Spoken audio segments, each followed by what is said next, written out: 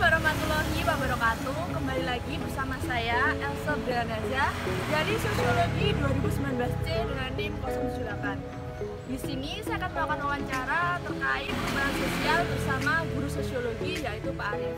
Mau tahu keseruannya? Yuk ikutin.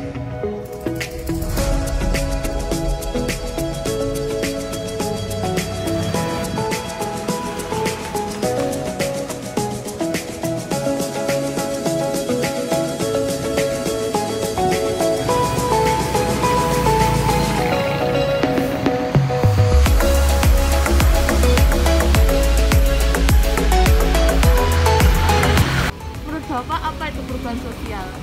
Oh ya, sebelumnya terima kasih Pak Elsa ya telah kuliah di Sosiologi Indonesia dan merupakan alumni dari SMA Negeri 1 Ponorogo. Terima kasih telah mau berkunjung bersama saat ini. Langsung saja saya menjawab, perubahan sosial adalah perubahan di masyarakat baik budaya dan sebagainya secara perlahan. Lalu bagaimana proses terjadinya suatu perubahan sosial tersebut? Perubahan sosial itu tidak bisa dilepaskan dengan yang namanya waktu.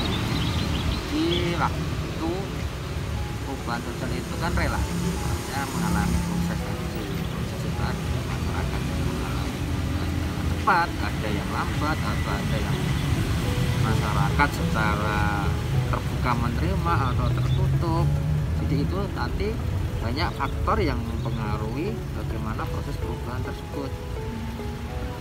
Jadi itu relatif. Mungkin bentuk perubahan seperti yang perubahan cepat maupun lambat itu seperti apa Pak contohnya? Itu perubahan cepat itu kayak teknologi HP ya. HP itu kan luar biasa. Artinya dahulu kala waktu saya masih SMA itu HP masih cuma buat SMS-an sama WA. Setelah itu ada muncul BBM, BlackBerry Messenger itu yang punya berapa orang. Terus setelah itu muncul HP yang lebih canggih. Terus BBM itu sekarang kalah oleh yang namanya Android. Jadi Android itu sekarang masih mendominasi yang namanya Apple dan sebagainya. Dulu merek-merek Nokia itu pernah dulu. Setelah itu Nokia gulung tikar, kalah dengan Samsung. Sekarang ada Xiaomi dan sebagainya. Walaupun sekarang juga Nokia sudah mulai muncul lagi, itu di teknologi seperti itu. Itu salah satu contoh dari perubahan. Lalu yang menjadi faktor-faktor penyebab dari perubahan sosial itu apa Mbak? Lingkungan fisik, jadi lingkungan di mana tempat kita tinggal itu berpengaruh besar terhadap perubahan di situ atau perilaku dari masyarakat di situ.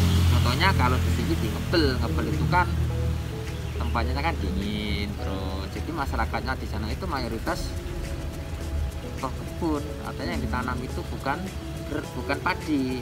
Beda dengan saya atau orang tua saya yang karena berada di dataran rendah biasa, dan di situ mayoritas yang nanamnya ya padi, palawija dan sebagainya. Itu di dalam mata pencaharian. Makanya lingkungan fisik berpengaruh terhadap mata pencaharian masyarakat di sekitar itu. Terus yang kedua adalah jumlah populasi atau jumlah penduduk. Bagaimana penduduk itu sangat berpengaruh terhadap perubahan yang ada di masyarakat. Kalau contohnya dulu banyak anak banyak rezeki ya. Dulu waktu mungkin sibahmu mungkin ya, sibahmu mungkin atau sibah saya itu anaknya itu sampai 6-7. Tapi sekarang karena banyak anak maka juga biayanya semakin besar, makanya terus ada program pemerintah keluarga berencana dengan anak lebih baik dan sebagainya. Terus selain itu juga nanti jumlah penduduk itu juga kan mempengaruhi migrasi artinya mereka bisa pindah keluar kota atau mencari uang di luar kota gitu. Kayak Ponorogo itu kan banyak sekali juga yang ke luar negeri karena mereka migrasi ke sana untuk cari uang kerjaan. Lalu dampak perubahan sosial terhadap kehidupan sosial masyarakat di Indonesia itu apa ya Pak? Dari dampak positif maupun negatif? Iya, dampak positifnya yaitu yang pertama yang kelihatan yaitu industrialisasi kan. Industrialisasi kan luar biasa, bagaimana Sekarang kita tahu bagaimana banyak sekali berdiri pabrik-pabrik. Kalau tempat saya di Sragen sana, saya kan aslinya Sragen sana, banyak sekali area industri. Jadi pabrik sepatu, pabrik mebel itu sudah banyak, pabrik rokok sudah banyak menggunakan mesin, tapi juga tetap menggunakan tenaga manusia. Jadi bagaimana industrialisasi itu merubah apa ya, bagaimana pola perilaku masyarakat. Itu yang namanya industrialisasi ya, seperti itu. Negatif salah satunya adalah pengangguran itu luar biasa. Artinya contohnya di pertanian itu juga karena ada alat akhirnya menyingkirkan tenaga kerjanya. Terus akhirnya di desa itu sekarang sulit mencari tenaga kerja karena mereka juga gitu, mungkin merasa gengsi atau apa ya, walaupun juga sekarang digerakkan petani milenial. Jadi itu juga salah satu kena faktor dari negatif dari industrialisasi tadi. Terus cara mengatasi perubahan sosial yang tadi Pak? Kalau perubahan sosial itu kita paling nanti adaptasi itu berarti menyesuaikan, atau biasanya nanti akan muncul kreativitas dari manusia karena ada juga yang bilang kepepet, atau artinya industrialisasi banyak yang nanti bekerja sebagai buruh atau apa. Lah di situ akan muncul juga struktur atau orang-orang yang kreatif memanfaatkannya dengan mencari nafkah gitu kan, kayak munculnya rumah makan. Jadi ada banyak orang yang memanfaatkan keberadaan tersebut. Jadi kita akan muncul yang namanya orang-orang yang kreatif memanfaatkan keberadaan dari itu. Walaupun juga ada orang-orang yang belum siap, itu mungkin akan terjadi. Makanya dia akan seleksi alam. Seleksi alam. Makanya kreativitas itu akan membedakan antara orang yang satu dan orang yang lain, itu adalah kreativitas. Apakah segala bentuk perubahan sosial ini dapat diterima secara terbuka oleh masyarakat Pak? Tergantung masyarakatnya. Karena masyarakat satu dan yang lain itu memiliki periode waktu yang yang berbeda gitu. Ada masyarakat yang sangat cepat sekali menerima perubahan, ada masyarakat yang menerimanya pelan-pelan, ada juga yang nggak kayak menutup diri. Kayak contohnya di Baduy itu kan ada namanya suku Baduy kan, dia sangat masih tetap menjunjung tinggi ada tradisi mereka. Nah itu juga kesulitan untuk apa ya, perubahan yang ada perubahan, tapi mereka tetap mempertahankan eksistensi dari keberadaan mereka juga. Walaupun juga tetap ada perubahan, tapi juga tidak se-ekstrem masyarakat biasa gitu.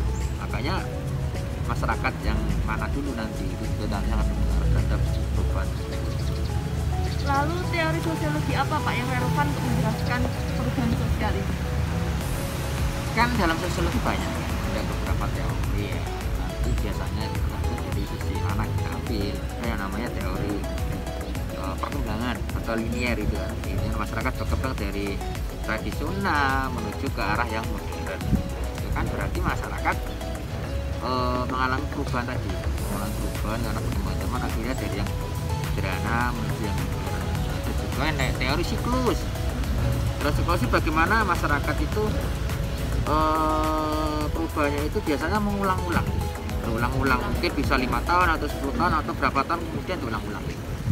Kayak yang sederhana kayak model baju lah, model pakaian itu kan biasanya kan berulang-ulang. Terus genre musik itu juga kadang berulang-ulang. Kalau itu zamanku cilik kan saya muncul lagi ya gitu. Trennya gitu ya Pak? Tren seperti itu. Lalu metode pembelajaran apa yang sesuai untuk diterapkan kepada para siswa untuk menjelaskan perubahan sosial ini Pak?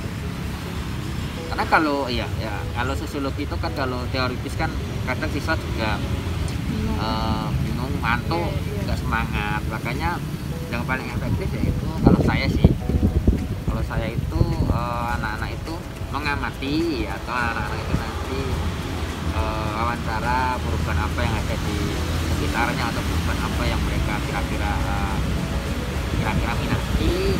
Terus mereka menulis, didiskusikan, dibuat laporan, lalu nanti laporannya dikirim ke tulisannya yang bagus itu dikirim ke media lokal, akhirnya ada beberapa yang dimuat. Nah, itu juga nanti mereka dapat nilai bagus dari saya, dan itu manjur untuk membuat mereka tertarik.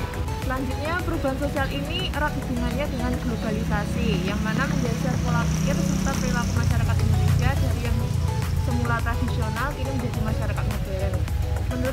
Bagaimana menurut pendapat Bapak? Globalisasi itu kan mengglobal. Ya. Jadi dunia itu tanpa kayak ada sekat-sekatnya. Jadi peribahasa tak selebar daun kelar itu memang sekarang berlaku. Artinya di belahan bumi manapun kita bisa tahu berapa bisa dari bidang ekonomi, berapa dan sebagainya. Itulah nanti globalisasi masuk ke kita. Bidang-bidang sosial motor Ya. Lalu pandemi COVID-19 yang sedang terjadi di seluruh dunia ini apakah merupakan salah satu bentuk dari perubahan sosial, Pak? Iya pasti, karena COVID ini merubah perilaku masyarakat, merubah apa itu, kayak kemarin ada yang namanya 3M itu ya, memakai masker, mencuci tangan, memakai masker dan menjaga jarak itu sudah kayak dikencar-kencarkan gitu. Karena apa? Karena melihat efek dari virus ini yang luar biasa. Tapi dampaknya juga di negara ekonomi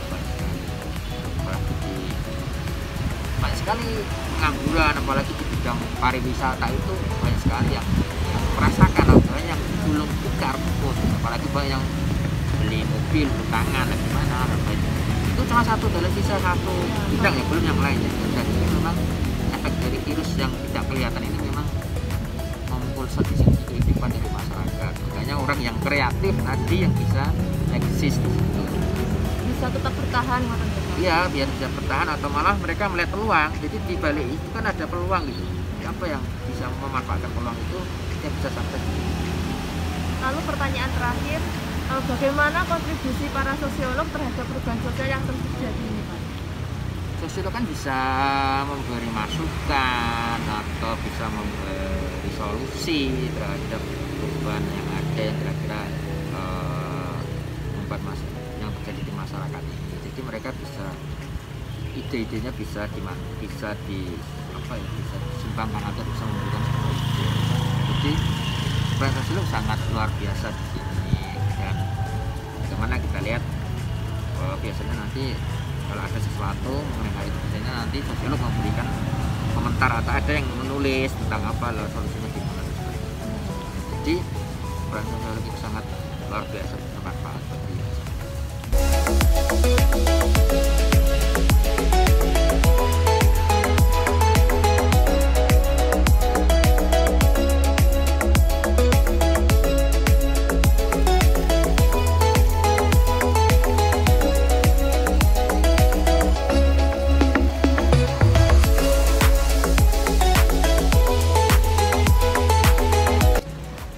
wawancara saya bersama dengan guru sosiologi di SMA Negeri 1 Ponorogo terkait dengan salah satu materi sosiologi, yaitu perubahan sosial. Mohon maaf apabila ada kurang atau lebihnya dalam wawancara saya kali ini. Sekian, terima kasih. Wassalamualaikum warahmatullahi wabarakatuh.